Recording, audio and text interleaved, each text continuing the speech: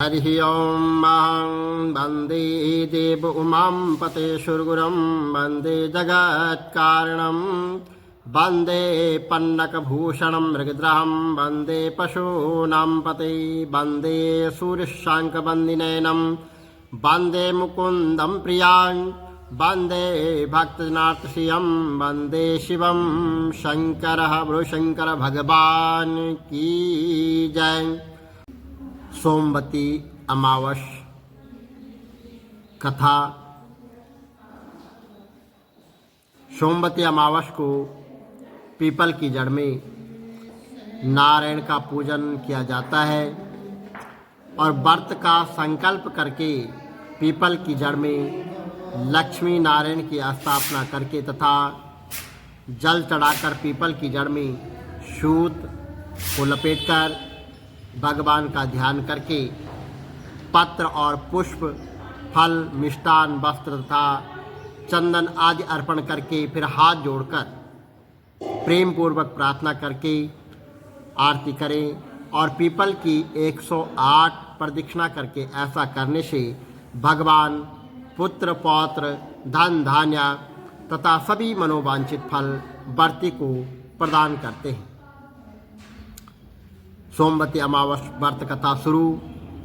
सूर्य बोले कि सरसैया पर पड़े हुए भीष्म पितामह जी के समीप जाकर धर्मात्मा युधिष्ठिर से ने प्रणाम करके हितकारी वचन बोले कि युधिष्ठिर बोलो कि भीमसेन के कोप से मुख्य दुर्योधन इत्यादि कौरव मारे गए हैं। अब सब राजाओं को युद्ध में अर्जुन ने मार डाला है और दुर्योधन बुरी तरह सलाह से मेरे कुल का नाश हो गया है। अब बालक वृद्ध और दुखी मनुष्यों को छोड़कर कोई राजा रह ही नहीं गया है। भारत वंश में केवल हम 5 भाई ही शेष बचे हैं। यद्यपि हमारा अब एक छत्र राज्य है, किंतु मुझे यहाँ अच्छा नहीं लगता है। अपना जीवन भी मुझे अच्छा नहीं लगता है। भोग के कुछ प्रीति नहीं है। वंश का नाम देखकर मेरे हृदय में दिन रात संतप रहता है। उत्तरा के गर्भ का बालक भी अश्वत्थामा के अस्त्र से जल गया। इस कारण इस पिंड विच्छेद को देखकर मुझे दुगुना दुख प्राप्त हो रहा है। हे पितामह, अब आप ही बताइए कि मैं क्या करूं और कहां जाऊं जिससे मुझे शीघ्र ही चिरंजीव संतति प्राप्त हो। तो भीष्म जी बोले कि हे राजन सुनो, मैं तुम्हें व्रतों में एक उत्तम व्रत बताता हूं जिसके करने मात्र से चिरंजीव संतान की प्राप्ति होगी। हे युधिष्ठिर, जब सोमवती अमावस आए उस दिन अश्वत्थामा ने पीपल के समीप जाकर भगवान जनार्दन का वहां पर पूजन करना और उस वृक्ष की 108 प्रदक्षिणा करें और उतने ही रत्न धातु और फल ले, अर्थात 108 रत्न सोने चांदी के आभूषण या बर्तन, फल या लड्डू, पेड़े इत्यादि मिठाई लें और प्रत्येक प्रदक्षिणा में 108 में से एक एक वस्तु लेकर प्रदक्षिणा जैसी पूरी होगी वहां पर जो है आप रखते जाए। इस प्रकार 108 प्रदक्षिणा में अपनी शक्ति के अनुसार 108 वस्तु देकर व्रत समाप्त करें। हे राजन, यह व्रत सोमवती अमावस का व्रत है। भगवान विष्णु को प्रीतिकार होने से शुभ फल देने वाला है। हे प्रज्ञ, तुम उत्तरा से इस व्रत को कराओ, उसका गर्भ जीवित हो जाएगा और तीनों लोकों में विख्यात और गुणवान उसका पुत्र होगा। पितामह के वचन सुनकर युधिष्ठिर पुनः बोले कि उस व्रत को विस्तार के साथ कहिए। हे विभो, इस व्रत को मृतलोक में प्रथम किसने प्रकाशित किया और कब जो है कैसा करना चाहिए? तो यह व्रत जो है सोमवती अमावस के दिन करना चाहिए और भगवान विष्णु को यहाँ समर्पित करना चाहिए और पीपल के पेड़ की प्रदक्षिणा करके वहाँ पर जो है भगवान विष्णु का स्मरण करते हुए 108 परिक्रमा करनी है और भगवान विष्णु का ध्यान करते हुए जो भी अपनी शक्ति के अनुसार हो वहाँ पर चढ़ाना चाहिए। और भगवान विष्णु जो है प्रसन्न होते हैं और भगवान विष्णु की प्रसन्न होने से पितृ आदि देवता जो है पितृ देवता प्रसन्न होते हैं और अपने पितरों का आशीर्वाद प्राप्त करने के लिए सोमवती अमावस या अन्य अमावस जो भी हो उस दिन जो है पितरों का ध्यान करके पितरों के प्रति कुछ न कुछ जो है जरूर निकालें और दान कर दें। ऐसा करने से पितृ प्रसन्न होते हैं। बोलो विष्णु भगवान की जय। 16 सोमवार व्रत कथा। मृतलोक में भ्रमण करने की इच्छा करके एक समय श्री भूतनाथ भगवान महादेव जी माता पार्वती के साथ वहाँ पर पधारे। वह भ्रमण करते करते विदम्र देशांगत अमरावती नाम की अति रमणीय नगरी में पहुँचे। अमरावती नगरी अमरापुरी के सदृश सब प्रकार के सुखों से परिपूर्ण थी। उसमें वहाँ के राजा का बनाया हुआ अति रमणीक भगवान शंकर का मंदिर था। उसी में भगवान शंकर माता पार्वती के साथ वहाँ पर निवास करते। एक दिन माता पार्वती ने प्राणपति को प्रसन्न देखकर मनोविनोद करने की इच्छा से बोली कि हे महाराज, आज तो हम दोनों चौरस खेलेंगे। और भगवान शंकर ने कहा कि ठीक है। भगवान शंकर ने माता पार्वती की बात को मान लिया और चौरस खेलने के लिए तैयार हो गए। उसी समय इस मंदिर का पुजारी यानी ब्राह्मण उस मंदिर में पूजा करने के लिए आया और माता पार्वती ने ब्राह्मण से प्रश्न किया कि पुजारी जी बताओ, इस चौरस में हम में दोनों में से कौन जीतेगा, किसकी जीत होगी? तो ब्राह्मण बिना विचारे ही शीघ्र बोल उठा कि महादेव जी की जीत होगी। थोड़ी देर में चौरस का खेल समाप्त हुआ और माता पार्वती जी वहाँ पर विजय हो गई। अब तो माता जी ब्राह्मण को झूठे बोलने के अपराध के कारण वो श्राप देने को उद्यत हुई। तब महादेव जी ने माता पार्वती जी को बहुत समझाया, परंतु उन्होंने ब्राह्मण को कोढ़ी होने का श्राप दे दिया।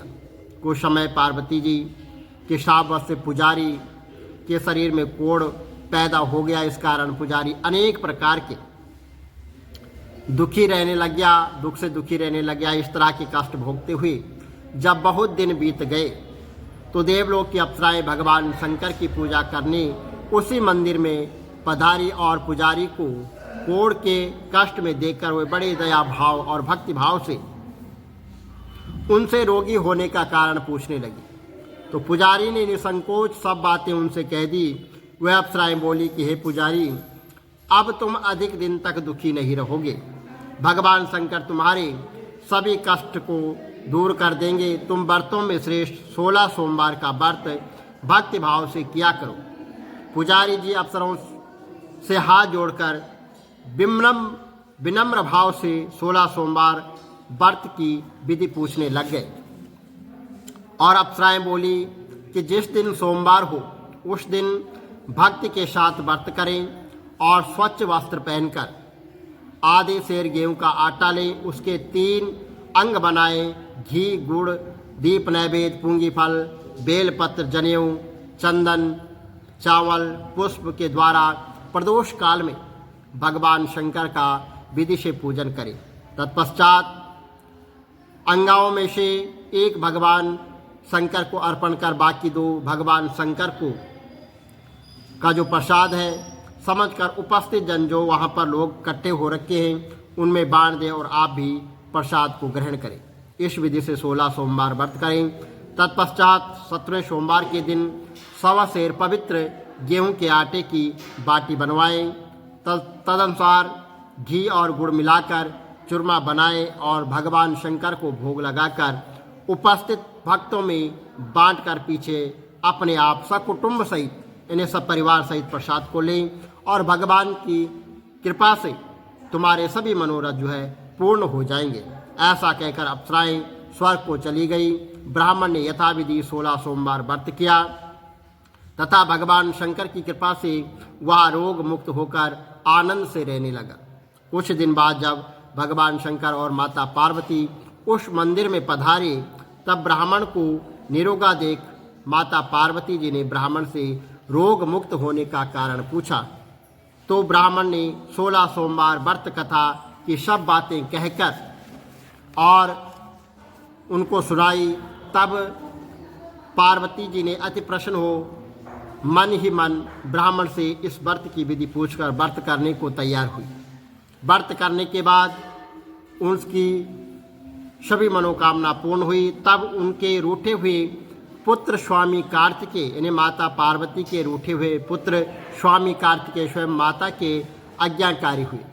अब कार्तिकेय जी को अपने यहाँ पर यह विचार परिवर्तन करने का रहस्य जानने की इच्छा हुई और माता से बोली कि हे माता जी, आपने ऐसा कौन सा उपाय किया जिससे मेरा मन आपकी ओर आकर्षित हुआ, आप मुझे यह सब बताएं। तो माता पार्वती जी ने वही 16 सोमवार व्रत कथा सुनाई और स्वामी कार्तिकेय जी बोले कि अगर इस व्रत को मैं भी करूँगा क्योंकि मेरा प्रिय मित्र ब्राह्मण बहुत दुखी दिल से परदेश गया है, हमें उससे मिलने की बहुत इच्छा है। तब कार्तिकेय जी ने भी इस व्रत को किया और उनका प्रिय मित्र मिल गया।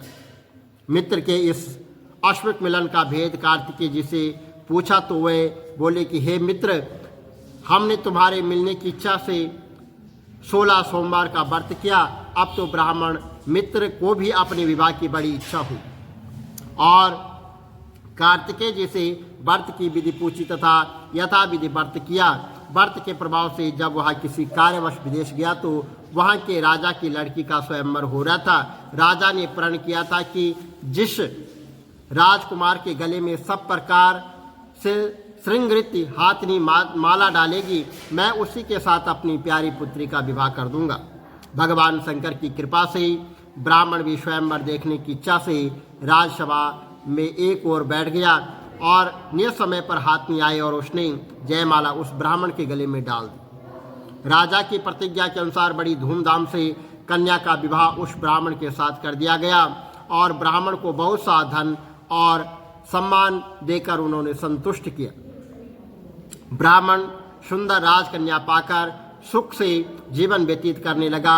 एक दिन राजकन्या अपने पति से उन्होंने प्रश्न किया, हे प्राणनाथ, आपने ऐसा कौन सा भारी पुण्य किया है जिसके प्रभाव से हाथनी ने सब राजाओं को छोड़कर और सब राजकुमारों को छोड़कर आपको वरण किया, आपके गले में माला डाली है।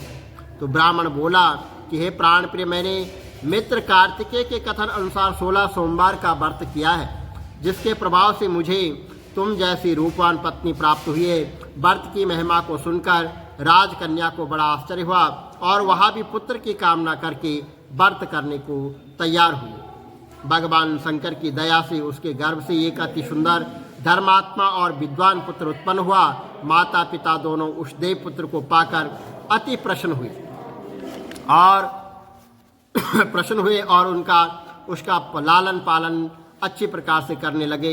जब पुत्र समझदार हुआ तो एक दिन अपने माता पिता से प्रश्न किया कि हे माँ, तुमने कौन सा व्रत एवं तप किया है जो मेरे जैसा पुत्र तुम्हारे गर्भ से उत्पन्न हुआ है। माता ने पुत्र का प्रबल मनोरथ जानकर अपने किए हुए 16 सोमवार व्रत को विधि सहित पुत्र को बताया। पुत्र ने ऐसा सरल व्रत और सब तरह के मनोरथ पूर्ण करने वाला सुना तो वह भी इस व्रत को राज अधिकार पाने की इच्छा से हर सोमवार को यथाविधि व्रत करने लग गया। उसी समय एक देश के वृद्ध राजा के दूतों ने आकर उसको राजकन्या के लिए वरण किया। राजा ने अपनी पुत्री का विवाह ऐसे सर्वगुण संपन्न ब्राह्मण युवा के साथ करके बड़ा सुख प्राप्त किया। वृद्ध राजा के दिव्यांगत हो जाने पर यही ब्राह्मण बालक गद्दी पर बैठ गया और क्योंकि दिव्यांगत राजा के कोई भी पुत्र नहीं था, राजा का कोई पुत्र नहीं था और राज्य का उत्तराधिकारी होकर भी वह ब्राह्मण पुत्र अपने 16 सोमवार व्रत उसने उनको करता रहा।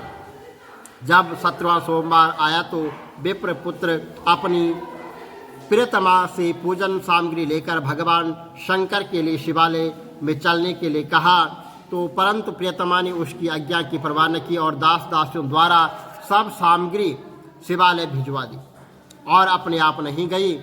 तब राजा ने भगवान शंकर का पूजन समाप्त किया और तब आकाशवाणी हुई राजा के प्रति। राजा ने सुना कि हे राजा, अपनी इस रानी को राजमहल से निकाल दे, नहीं तो तेरा सर्वनाश कर देगी। आकाशवाणी को सुनकर राजा के आश्चर्य का कोई ठिकाना नहीं रहा और तत्काल ही मंत्री आदि को बुलाकर सभासदों को बुलाकर पूछने लगा कि हे मंत्रियों, मुझे आज भगवान शंकर की आकाशवाणी हुई है कि राजा तू अपनी इस रानी को निकाल दे, नहीं तो ये तेरा सर्वस्व नाश कर देगी। राजसभा में मंत्री आदि सब बड़े विस्मय और बड़े दुख में डूब गए, क्योंकि जिस कन्या के कारण राज्य मिला था राजा उसी को निकालने का जाल रच रहा है, या कैसे हो सकेगा। अंत में राजा ने उसे अपने यहाँ से निकाल दिया। रानी दुखी हृदय भाग्य को कोसते हुई नगर के बाहर चली गई। बिना पद यात्रा, फटे वस्त्र पहने, भूख से दुखी धीरे धीरे चलकर एक नगर में पहुंची। वहां पर बुढ़िया सूत काट कर बेचने को जाती थी और रानी की करुणा दशा देखकर बोली, चल तू मेरा सूत बिकवा दे, मैं वृद्ध हूँ और मैं भाव करना नहीं जानती हूँ। ऐसी बात सुन बुढ़िया की रानी बुढ़िया के सिर से सूत की गठरी उठाकर अपने सिर पर रख ली और थोड़ी देर सूत पोटली के सहित उड़ गया। बेचारी बुढ़िया पछताती रह गई और रानी को अपने सास से दूर रहने को कह दिया। अब रानी एक तेली के घर गई तो तेली के सब मटके भगवान शंकर के प्रकोप से वो चटक गए, यानी फूट गए। ऐसी दशा देख तेली ने रानी को अपने घर से निकाल दिया। इस प्रकार रानी अत्यंत दुख पाती हुई एक नदी के तट पर गई तो नदी का समस्त जल वहाँ का सूख गया। तत्पश्चात रानी एक वन में गई। वहाँ जाकर सरोवर में सीढ़ी से उतरकर पानी पीना चाहा तो उसके हाथ का जल से स्पर्श होते ही सरोवर का नीलकमल के समान जल असंख्य कीड़ों युक्त गंदा हो गया। रानी ने भाग्य पर दोषोपण करते हुए उस जल को ही पीकर के पेड़ की शीतल छाया में विश्राम करना चाहा। वह रानी जिस पेड़ के नीचे जाती उसके पत्ते तत्काल गिर जाते। वन एक सरोवर जल की एक ऐसी दशा देखकर गांव चराते ग्वालों ने अपने गोसाई जी से, जो उस जंगल में स्थित मंदिर के पुजारी थे, उनसे यह बात कही। गोसाई जी के आदेश अनुसार ग्वाले रानी को पकड़कर गोसाई जी के पास ले गए। रानी की मुख कांति और शरीर शोभा देख गोसाई जान गए कि यह अवश्य कोई विधि गति की मारी कुलीन स्त्री है। ऐसा सोचकर पुजारी ने रानी से कहा कि हे पुत्री, मैं तुमको अपनी पुत्री के समान रखूंगा, तुम मेरे आश्रम में ही रहो, मैं तुमको किसी प्रकार का कष्ट नहीं दूंगा। गोसाई के ऐसे वचन सुनकर रानी को धीरज हुआ और आश्रम में रहने लगी। परंतु आश्रम में रानी जो भोजन बनाती उसमें भी कीड़े पड़ जाते, जल भर कर लाते उसमें कीड़े पड़ जाते। अब तो गोसाई जी भी दुखी हुए और रानी से बोले, हे बेटी, तुम्हारे ऊपर कौन से देवता का प्रकोप है जिससे तुम्हारी ऐसी दशा हुई है। पुजारी की बात सुनकर रानी ने भगवान शंकर के पूजन का बहिष्कार करने की बात कथा सुनाई तो पुजारी भगवान शंकर के अनेक प्रकार से स्तुति करते हुए रानी से बोले कि हे देवी, तुम सब मनोरथ को पूर्ण करने वाले 16 सोमवार के व्रत को करो, उसके प्रभाव से अपने कष्ट से मुक्त हो सकेगी, अन्यथा नहीं। गोसाई जी की बात सुनकर रानी ने 16 सोमवार व्रत को विधिवत संपन्न किया और 17वें सोमवार को पूजन के प्रभाव से राजा के हृदय में विचार उत्पन्न हुआ कि रानी को गए हुए बहुत समय व्यतीत हो गया है, न जाने कहाँ कहाँ भटकती होगी, ढूंढना चाहिए। यह सोचकर रानी को तलाश करने के लिए चारों दिशाओं में उन्होंने दूतों को भेजा और रानी को खोजते हुए पुजारी के आश्रम में पहुंचे। वहां रानी को पाकर पुजारी ने रानी को पुजारी से रानी को मांगने लगे। तुरंत पुजारी ने उनसे मना कर दिया और तब दूत चुपचाप लौटकर आकर महाराज के सन्मुख रानी का पता बतलाया। रानी का पता पाकर राजा स्वयं पुजारी के आश्रम में गए और पुजारी से प्रार्थना करने लगे कि महाराज, जो देवी आपके आश्रम में रहती है वह मेरी पत्नी है। भगवान शंकर के प्रकोप से मैंने इसको त्याग दिया था। अब इस पर भगवान शंकर का प्रकोप शांत हो गया है, इसलिए मैं इन्हें लेने आया हूँ। आप इनको मेरे साथ जाने की आज्ञा दीजिए। गोसाई जी से राजा के वचन को सत्य समझकर रानी ने राजा के साथ जाने की आज्ञा दे दी है और गोसाई की आज्ञा पाकर रानी प्रसन्न होकर राजा के साथ महल में आई। नगर में अनेक प्रकार के बादे बजने लग गए। नगर निवासियों ने नगर के दरवाजे तथा नगर को तोरण बंधनवार से विधिवत से सजाया और घर घर में मंगल गान होने लगा। पंडितों ने विविध वेद मंत्रों का उच्चारण करके अपनी राजरानी का स्वागत किया। ऐसी अवस्था में रानी ने पुनः अपनी राजधानी में प्रवेश किया। महाराज ने अनेक तरह से ब्राह्मणों को दान आदि देकर संतुष्ट किया। याचकों को धन धान्य दिया। नगरी में स्थान स्थान पर सदा व्रत खुलवाए जहाँ भूखे लोगों को भोजन मिलता था। इस प्रकार से राजा भगवान शंकर की कृपा का पात्र हो राजधानी में रानी के साथ अनेक तरह के सुखों को भोग करने के पश्चात शिवपुरी को पधारे। ऐसे ही जो मनुष्य मन वचन और कर्म से इन द्वारा भक्ति से 16 सोमवार का व्रत करेगा, पूजन करेगा, विधिवत करता रहेगा, वह इस श्लोक में समस्त सुख भोग कर अंत में भगवान शंकर की पुरी को प्राप्त होगा। यह व्रत सब स्थानों और सब मनोरथों को पूर्ण करने वाला है, सब इच्छाओं को पूर्ण करने वाला है, सब कार्य को सिद्ध करने वाला है। भगवान शंकर सब मनोरथ कार्य पूर्ण करते हैं। बोलो शंकर भगवान की जय। उमापति महादेव की जय।